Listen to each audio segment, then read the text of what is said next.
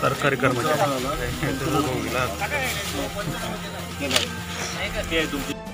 अवकाळी पावसामुळे कोकणातील शेतीची अपरिमित हानी झाली ही वस्तुस्थिती आहे। त्यामुळे कोणीही खचून जाऊ नये। शासनाच्या वतीने सर्वांना न्याय देण्यात येणार आहे। तुम्हाला हक्काची नुकसान भरपाई लवकरच आम्ही मिळवून देऊ असे आश्वासन शालेय शिक्षण मंत्री आशिष शेलार यांनी आज येथे दिले। श्री शेलार यांच्या उपस्थितीत कोलगाव येथील नुकसान झालेल्या भातशेतीची पाहणी करण्यात आली। यावेळी आयोजित करण्यात आलेल्या ग्रामस्थांच्या बैठकीत ते बोलत होते। यावेळी तालुकाध्यक्ष महेश सारंग यांच्याकडून तालुक्यातील विविध विषयांची निवेदनं शेलार यांच्याकडे देण्यात आली।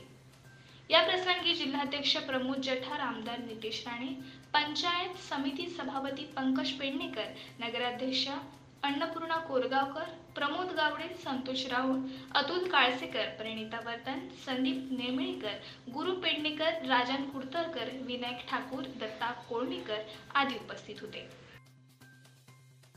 खऱ्या अर्थाने इथे मी काही मार्गदर्शन करायला आलेलो नाही। माननीय मुख्यमंत्री महोदयांना परवाच्या दिवशी आमचे जिल्हाध्यक्ष प्रमोद जठार साहेबांबरोबर मान्य नारायणराव राणेजी, मान्य आमदार नितेशजी, अतुल काळसेकरजी ही सगळी मंडळी भेटली आणि आपल्या सगळ्यांच्या वतीने त्यांनी एक निवेदन दिलं की आजपर्यंत कोकणात कधीच झाली नाही अशी दुर्दैवी हानी शेतकऱ्यांची आणि शेतीची या ठिकाणी झाली आणि म्हणून याला काही कुठला एक मापदंड लावता येणार नाही अशा पद्धतीची स्थिती आहे।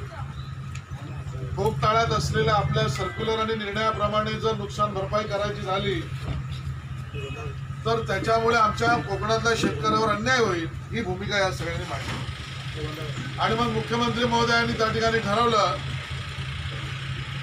की मी स्वतः मुख्यमंत्री महोदय काल व्हिडिओ कॉन्फरन्सिंगच्या माध्यमातून सर्व अधिकाऱ्यांशी बोलले आणि त्यांनी सांगितलं की स्वतः मंत्र्यांना सुद्धा मी तुमच्या बांधावर शेतावर मी पाठवतो आणि मग आज या ठिकाणी आम्ही सगळे त्या ठिकाणी आलो।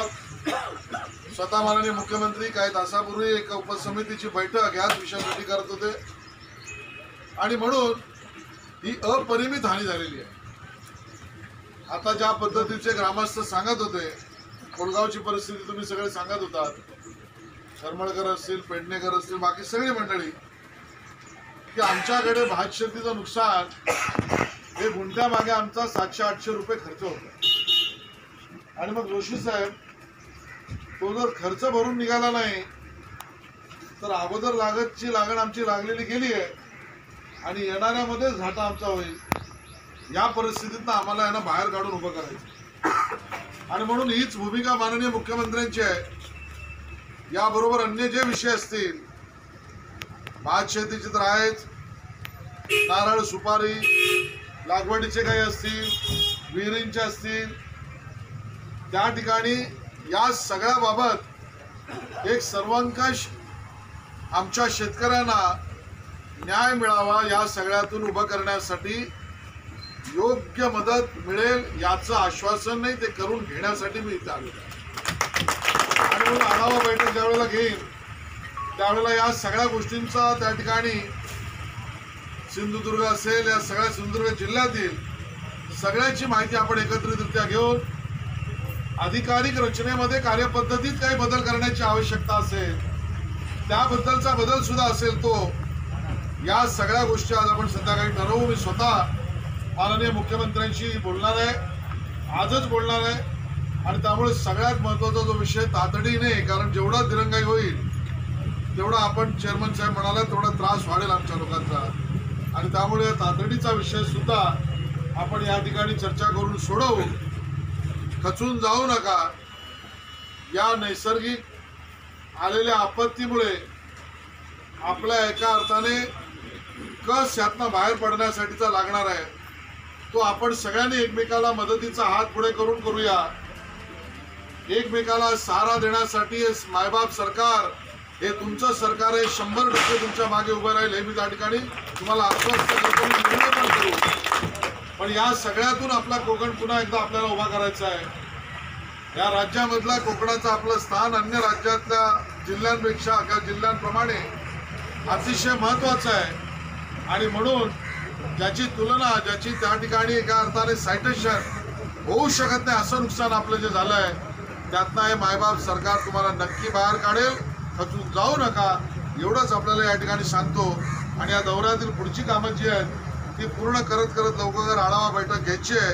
त्यामुळे तुमच्या सगळ्या निवेदनांना बरोबर घेऊन जाऊन त्याच्यावर चर्चा करून निर्णय करतो एवढंच या ठिकाणी सांगतो.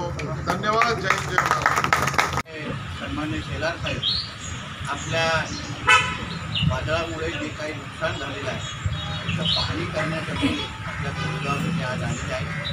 काही दिवसा अगोदर सन्मान्य मुख्यमंत्री साहेबांना आम्ही सगळेजण भेटलो. सन्मान्य राणे साहेब आणि त्यांना विनंती केली की ह्या जी काही परिस्थिती आज आमच्या शेतकऱ्यांवर राहिलेली आहे त्या संबंधित शासनाने तातडीने काही नाही काहीतरी पावलं उचलावी अशी आम्ही विनंती केली. त्यानंतर माननीय मुख्यमंत्र्यांनी 24 तासामध्ये सन्मान्य शेलार साहेबांना सांगून आज हा पाहणी दौरा आयोजित केला. त्याप्रमाणे आज सकाळपासूनच आणि पूर्ण दिवस आज पाहणी दौरा आज चालू आहे. मी संबंधित शेतकऱ्यांना या निमित्ताने मी विनंती करून आवाहन करेन की आपल्याकडे जेव्हा काही जबाबदार मंत्री अधिकारी आपल्या समोर जेव्हा येतात तेव्हा आपण मन मोकळं त्यांच्याशी बोललं पाहिजे. कारण का शेलार साहेब आपल्याला ऐकण्यासाठी आज आलेले आहेत. करमरकर साहेबांना म्हणून मध्ये थांबवलं की तुम्ही जोपर्यंत मन मोकळे बोलणार नाही तोपर्यंत हे आपला आवाज सरकारपर्यंत पोहोचू शकणार नाही. म्हणून तुम्ही बोला काय बाबा नेमकं तुम्हाला काय हवं आहे, काय कुठल्या पद्धतीची मदत अपेक्षित आहे, अधिकारी असेल पूर्ण यंत्रणा कुठे कमी पडते किंवा कुठे चांगलं काम करते या संबंधित अगर तुम्ही शेलार साहेबांची मन मोकळी बोलत नाही तर ते त्याच योग्य पद्धतीने निर्णय घेऊ शकणार नाही. म्हणून जे काय माहिती आज तुमच्या सगळ्यांकडून पेडणेकर साहेबांकडून मिळालेली आहे मी शेलार साहेबांना मी विनंती करेन की साहेब जसं तुम्ही वारंवार बघत असाल की सगळ्या जणांची मागणी एकच आहे पण कुठे ना कुठेतरी यंत्रणा अजून सक्षम झाली पाहिजे असं सगळ्या जणांची एक मोठी मागणी आहे. म्हणून आपली यंत्रणा शासकीय यंत्रणा कशी आपण सक्षम करू शकतो जेणेकरून आता जसं म्हटलं की पंचनामे होतात पण मदत खात्यापर्यंत पोचत नाही. ह्या पद्धतीचं दुःख आज प्रत्येकाला आहे. अजूनपर्यंत जुलैची पण मदत अजूनपर्यंत काही शेतकऱ्यांना मिळालेली नाही. म्हणून ह्या संबंधित आपल्या सगळ्यांकडून शेलार साहेबांकडे अपेक्षा आपण व्यक्त करू की लवकरात लवकर ही मदत आपल्यापर्यंत कशी मिळावी आणि जास्तीत जास्त मदत जसं मी माणगाव खोऱ्याला सांगितलं तसं इथेही अधिकारी वर्गांना सांगेल की बाबा मदतीची पंचनाम्यामध्ये जास्तीत जास्त मदत आमच्या वतीने मागा. आम्ही कोणातून खिशातून मागत नाही आहे. आम्ही आपल्या हक्काची मदत शासनाकडून आमच्या मायबाप सरकारकडून मागतोय. म्हणून जास्तीत जास्त मदतीची भूमिका आपण घ्यावी जेणेकरून शेलार साहेबांच्या माध्यमातून फडणवीस साहेबांच्या माध्यमातून आम्हाला जास्तीत जास्त मदत कशी मिळेल यासाठी निश्चित पद्धतीने प्रयत्न होतील. काही दिवसा अगोदर जी 15,000ची तुटपुंज मदतीची जी बातमी आलेली त्या बातमीवर कृपया आपण कोणीही विश्वास घेऊ नका. ही अधिकृत यंत्रणा आहे. शेलार साहेब अधिकृत मुख्यमंत्री साहेबांच्या माध्यमातून आलेले आहेत. म्हणून ह्यांच्या माध्यमातून मिळालेली मदत हीच अधिकृत असेल आणि तीच शेतकऱ्यांना उभं करणारी असेल एवढा विश्वास शेलार साहेबांना मार्गदर्शन करण्याची